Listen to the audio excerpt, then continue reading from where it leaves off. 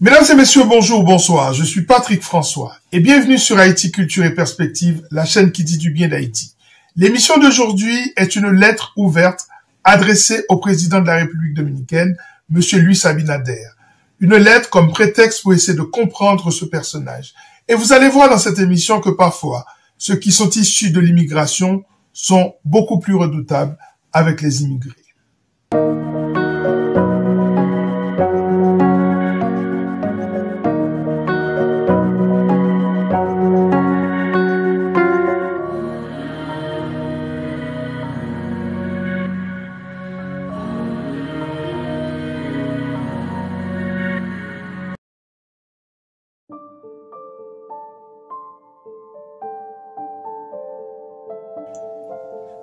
Je remplace Danilo Medina Sanchez, qui n'était pas tendre non plus avec les Haïtiens. Et c'est peu dire. En effet, arrivé au pouvoir le 16 août 2012, Danilo Medina Sanchez prend une mesure très controversée en 2013. C'est l'arrêt 168 alinéa 13 de la Cour constitutionnelle de la République dominicaine du 23 septembre 2013 qui statue que les Dominicains nés dans le pays de parents sans papier sont déchus de leur citoyenneté, rendant ainsi des dizaines de milliers de personnes apatrides. Qui plus est, l'arrêt a un effet rétroactif sur une période allant de 1929 à 2010, histoire de toucher le plus de monde possible. Cruel. Or, ces travailleurs sont arrivés en République dominicaine dans le cadre d'accords entre les deux pays afin de travailler dans les plantations de la canne à sucre. Les premiers contrats s'apparentant à de l'esclavage moderne remonte à 1952. Aucun autre pays n'a jamais pris de telles mesures. Vous appelez cela, ironiquement, la sentencia, la sentence. Et ce processus de dénaturalisation commence avec le refus d'enregistrement des enfants nés de migrants haïtiens. Mais toi, Luis Abinader, tu as franchi un autre palier. Tu es à un autre niveau. Ton gouvernement joue sur une petite subtilité administrative. En effet, le permis de séjour n'est valable qu'un an pour les Haïtiens. Mais comme les démarches prennent un an pour le renouveler, ils sont toujours mis en situation d'illégalité. Et s'ils se font prendre, ils sont expulsés. Machiavélique, ton plan. Tu es un génie de la stigmatisation. Tu es un génie de la division des peuples. Et tu es populaire, car tu as fait ce que tu avais promis. À savoir faire de la lutte contre l'immigration dite clandestine l'une de tes priorités. En réalité, ton gouvernement livre une lutte sans merci contre l'immigration haïtienne. Point barre. À peine élu, tu attaques les Haïtiens dans tes discours enflammés et arrogants. Dans les rues, tes partisans les tabassent. Ils sont interdits de prendre certains transports en commun. Ils sont chassés de leur travail. D'ailleurs, il y a une pénurie dans le secteur de la construction. Parce que tu le sais très bien, Luis Abinader. Sans les Haïtiens, l'économie de ton pays sera tôt ou tard paralysée.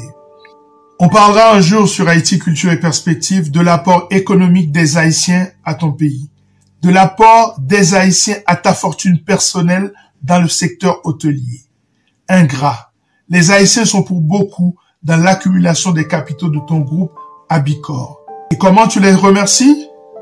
En février 2022, tu fais comme Donald Trump avec les Mexicains. Tu commences les travaux de construction d'un mur de séparation avec Haïti sur 164 des 380 km de frontières communes. Le 22 novembre 2022, citant des sources officielles de l'UNICEF, CNN déclare dans un article bien documenté que la République dominicaine a expulsé cette année des centaines d'enfants vers Haïti sans leur famille. Il parle de 1800 enfants non accompagnés expulsés pour l'année civile 2022. L'expérience me dit qu'on ne peut rien attendre d'un homme qui abuse les enfants. Et ta femme, Raquel Patricia Abarquesone, 53 ans, elle-même mère de 3 enfants, que dit-elle dans tout cela? Elle qui écrit pour les enfants, elle qui soutient des ONG de protection des enfants, elle qui écrit une chanson pour les enfants, Mi Cajita de Valores, dont les bénéfices ont été versés à l'association pour les enfants de Don Bosco. Où est-elle passée? Où est-elle face à ce crime contre ces enfants dominicains qui n'ont commis aucun crime sinon d'être d'origine haïtienne?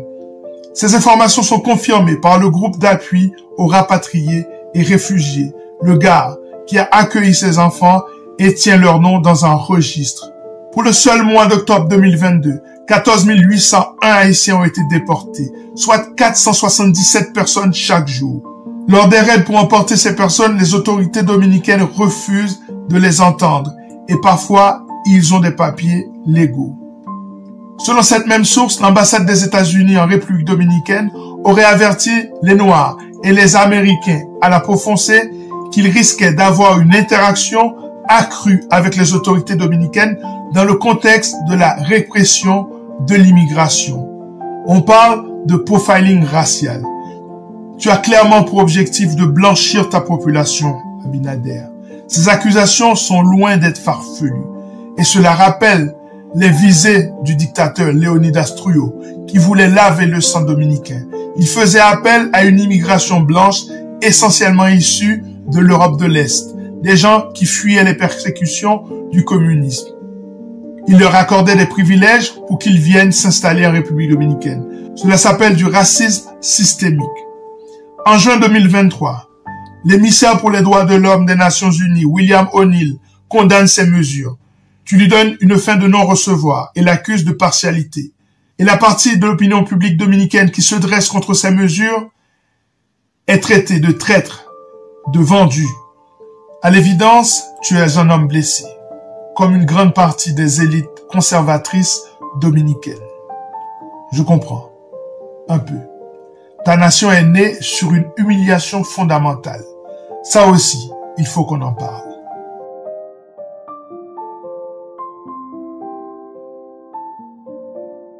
La République dominicaine est la seule nation de la région à ne pas avoir pris son indépendance aux dépens d'une nation européenne, sinon d'une république nègre, fût-elle la première. En effet, en 1822, Jean-Pierre Boyer, alors président d'Haïti, occupe la partie orientale de l'île, afin de repousser la menace espagnole à sa frontière. 16 ans plus tard, Juan Pablo Duarte fonde une société secrète appelée la Trinitaria pour se libérer de la domination haïtienne.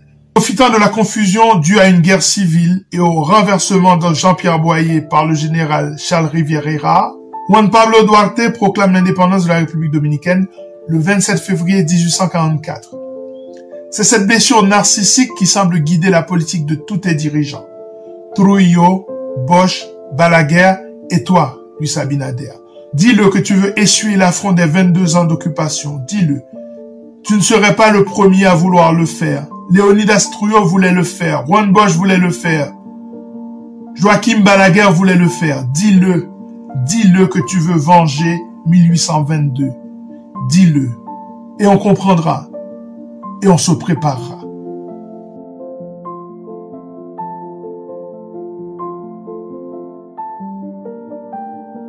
Venons à présent à ce litige de la rivière. Notre peuple est en danger.